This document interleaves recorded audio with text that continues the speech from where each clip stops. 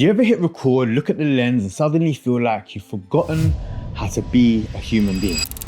Your hands feel like they're in the way, your voice sounds weird, and you're convinced that everybody watching you can see exactly how uncomfortable you are. Yeah, I've been there. For months, I would film videos, watch it back, and then immediately want to delete them because I'd feel stiff, robotic, and honestly just awkward.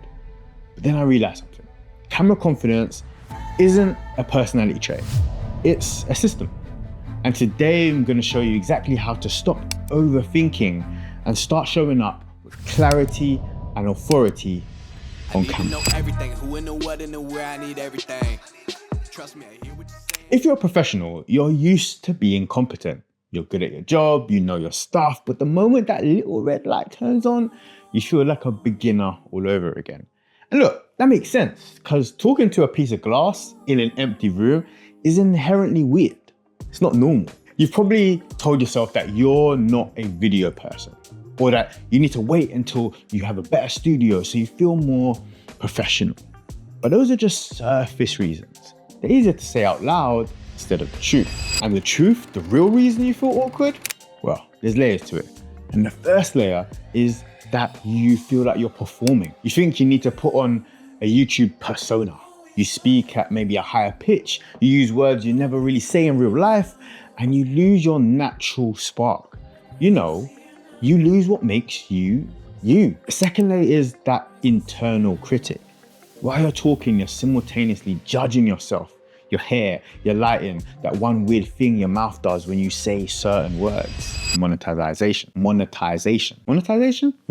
Wow, terrible. But the deepest layer, the one that actually keeps you stuck where you are, is the fear of being seen. You're worried that if you show up as your real self and people don't like it, then there's nowhere left to hide. So you stay stiff, you stay guarded, and that guard is what we call awkwardness. So here's the shift that changed everything for me. Your audience don't care about you. Damn! I mean that in the best way possible, right? What I mean is they aren't watching to see if you look like a Hollywood actor. They're watching because they are stuck. They're overwhelmed or confused about something, and they think that you might have the solution. When you focus on the value you're providing instead of how your face looks on screen, the awkwardness starts to evaporate. The camera is just a bridge between your knowledge and the person who needs it. Stop looking at the bridge and start looking at the person on the other side. See them, understand them, and remember, when you are speaking to them, not the camera. So how do we actually do this? So here are 3 practical things you can try right now. Point 1, the one person rule. Stop imagining an audience of hundreds or thousands. Pick one colleague, client, or friend who actually need this information.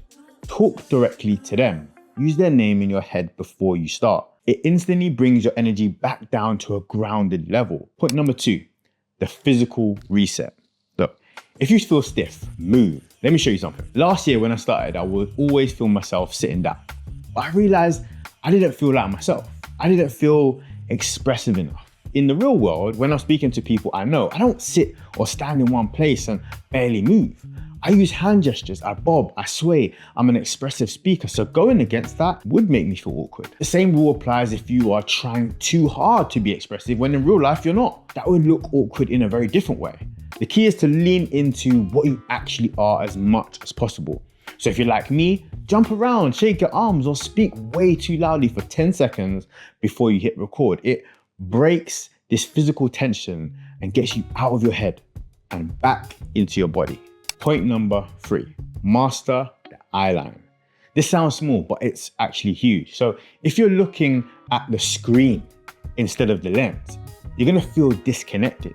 The lens is the eye of your viewer, so keep your focus there and the connection becomes instant. Look, the biggest enemy of confidence is chaos.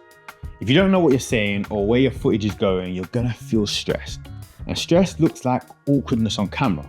That's why I built the Creators Command Center. It's the exact system I use to go from a random idea into a finished script without losing my head.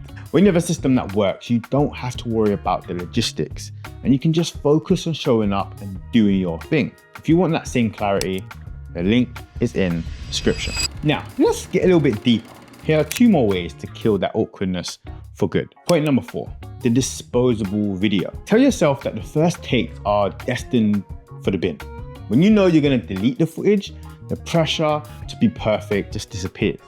Usually it's take number 3 or 4 where you finally start acting like yourself anyway. Point 5, freestyle, bullet points, or teleprompter. I often get asked which one I use, but honestly, I have tried all of them.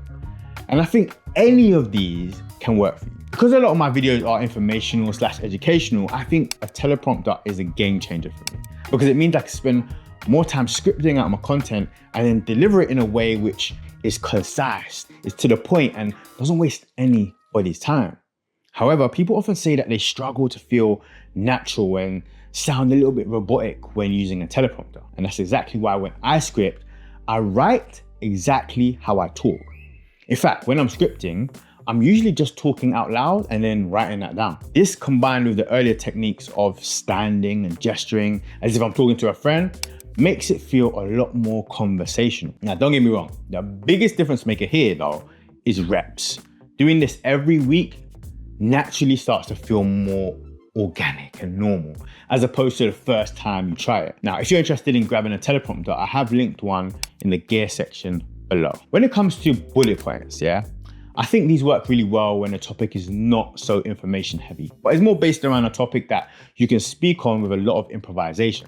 For example, if I was telling you about an experience I had or something I went through, I wouldn't really need to script that out, as it would probably just flow better based around a few bullet points that I jotted down. The bullet points are there to make sure you don't completely get lost in the sauce and start rambling, and to make sure you have some type of structure. Lastly, freestyling.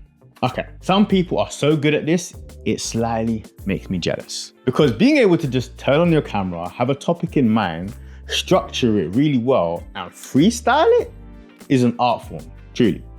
I also believe the more you speak and show up, the closer you will get to mastering that. My speaking and delivery has improved so much since starting YouTube that maybe one day, that might be me. That might be you, who knows? The point is, do what works for you. Don't confuse this though with what is easy. None of these are particularly easy, and they all require a different skill set and a bunch of practice.